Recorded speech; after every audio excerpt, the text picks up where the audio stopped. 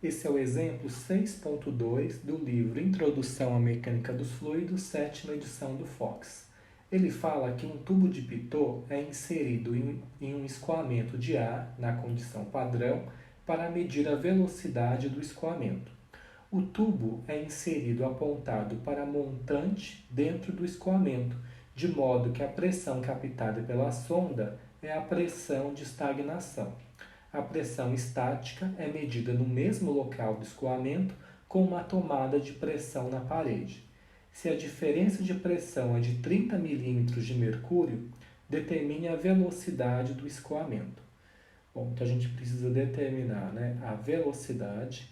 A gente tem aqui o desenho, a gente tem aqui uma tomada, de pressão estática e aqui a tomada de pressão de estagnação. E essa diferença de pressão é uma diferença de 30 milímetros de coluna de mercúrio. A gente vai considerar que o escoamento ele é permanente, que o escoamento ele é incompressível, que o escoamento é ao longo de uma linha de corrente e que o escoamento ele é sem atrito. A gente já viu, que para esse caso a minha velocidade ela é igual a raiz quadrada, de 2 vezes a diferença de pressão de estagnação menos pressão estática, dividido pela massa específica. Então, a minha velocidade vai ser igual a raiz quadrada de 2 vezes.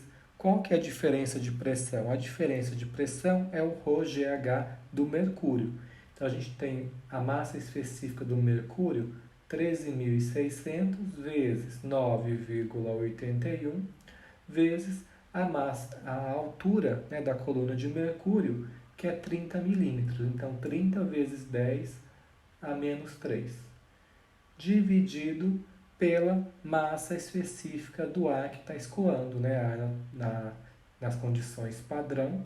Então, a gente tem aqui massa específica 1,23. Então, dessa forma, a gente vai calcular a velocidade e a gente vai encontrar, então, uma velocidade de 80,7 metros por segundo. Bom, nós consideramos que esse escoamento ele é incompressível, mas será que realmente a gente pode considerar esse escoamento incompressível? Para o meu escoamento ele ser incompressível, o número de Mach tem que ser menor ou igual a 0,3. Então, o número de Mach vai ser igual a velocidade, que é 80,7, dividido pela velocidade do som, que é 340 metros por segundo.